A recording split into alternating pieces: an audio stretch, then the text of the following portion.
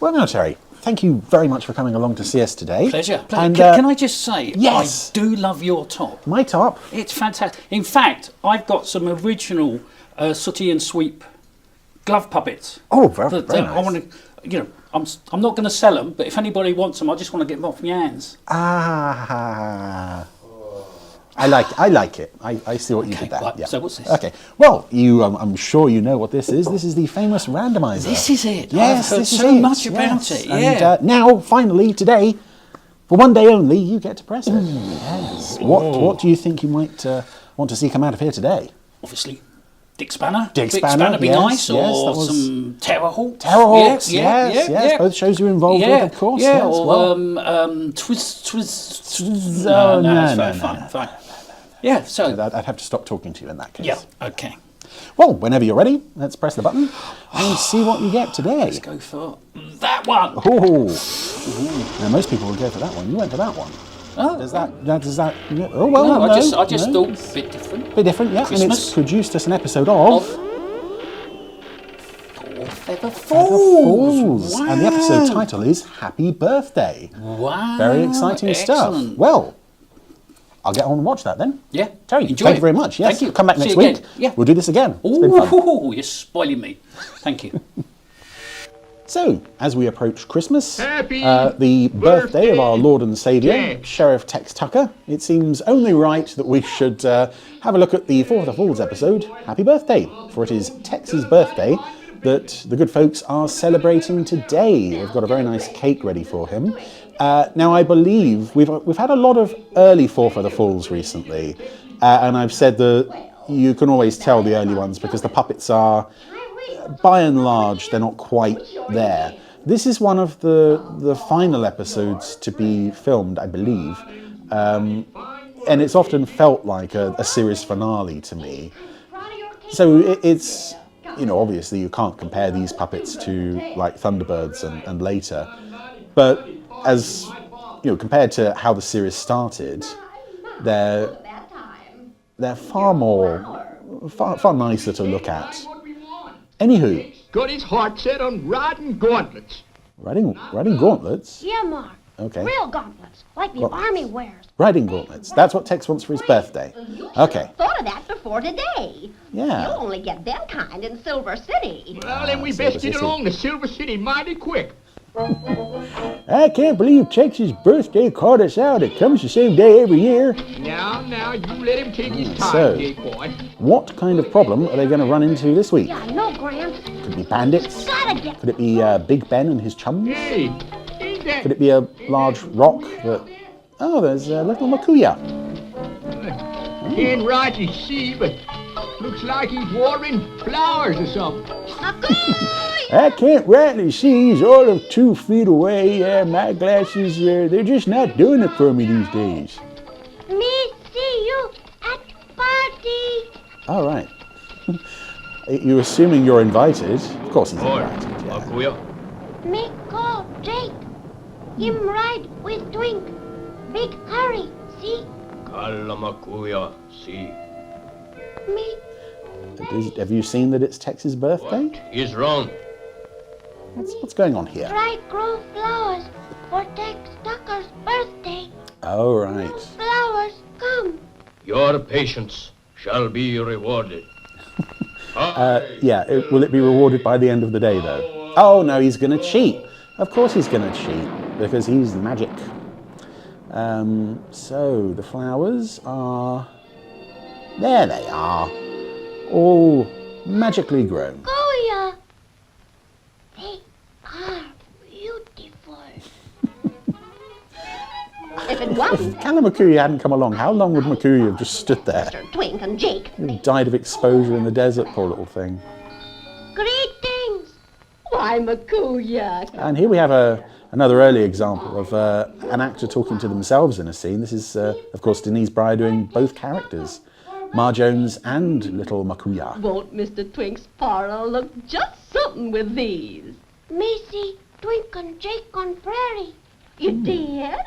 Well, they've gone right to... And I have a feeling that, I'm no 4th of the Falls expert, aside from like when the DVDs first came out. doing it on the randomiser is really only the second time that I've seen most of these episodes. But I seem to recall that Makuya and Kalamakuya weren't in all that many episodes. At least they didn't get much focus. And I'm just finding Makuya slightly odd to look at because you're seeing all the hinges and joints which on the bare arms and such, which is a bit... What's he got now? Oh, magic gloves! These would be the gauntlets that he wanted. Grandson Jake. Where, Makuya, find them? Oh yeah, you can actually see the joints working on the arm there. That's quite rare for these puppets, but I suppose there was probably not many other options. Was that a train noise? It sounded like he's making the noise of the train. It's Makuya! Look! Okay. That may have been Denise, but that sounded like the sound effect they used for the train. Then, Well, that's mighty kind of him, ain't it, Jake? Especially after we've just spent $50 buying them in Silver City. I hope I kept the receipt. like, gee, Makuya, you're sure the greatest friend I ever had. Bye Please now. ride back. Tell grandfather you're happy. See you tonight, Makuya. Okay, so it is just getting the present for Tex, and now they've got it, and everything should be hunky-dory. I suspect we still have about 5 minutes to fill though, so there's probably going to be some unexpected plot development. Ooh, what's this? This is a vulture or some kind of bird watching them? That's an interesting puppet. I don't recall seeing that before, but he's got his eyes on the gauntlets. He's going to grab them. Boy. Okay, we actually have a flying bird puppet, which is quite convincing. Oh, okay.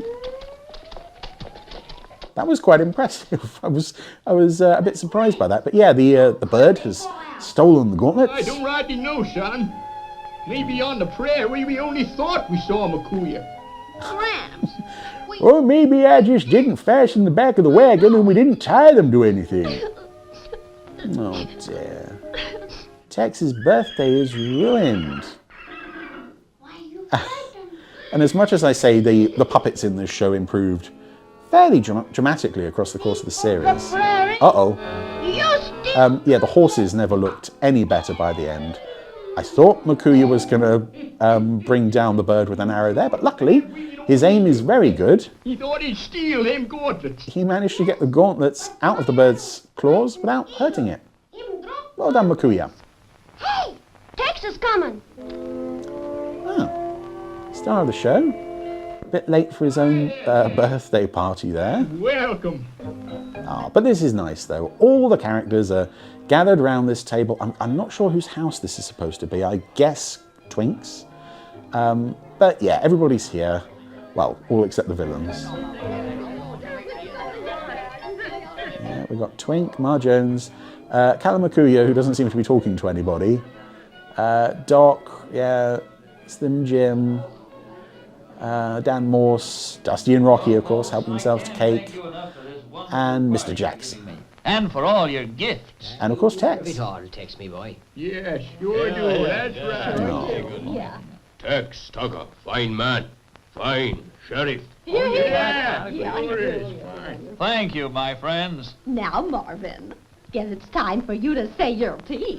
Boy. Ah, yes, of course. Mr. Jackson has to make a Ladies speech. and gentlemen, it is a great honor for me, on behalf of us. I can always place the nationalities or the accents of other characters in the show. They're fairly sort of, you know, typical Western townsfolk. To cut. I was never quite sure where Mr. Jackson was supposed to hail from. He's a very fun character anyway. But of course, before he does so, he must first of all blow Sing? out all the candles. Oh, right, yes. There's quite a few on there. Go on, Tex. Blow. Okay. Oh, no. What a humorist. Oh, right, okay, yeah. Sorry, yeah, I suspect the use of the word blow is, the way they've used it there is slightly not how people would use it today. No, Tex needed help to get that, to get those candles blown out. There was an obvious jump cut there. But his magic guns saved the day and blew out the last 2 for him. I would assume, therefore, that there are now 2 bullet holes in the wall of whoever lives here, but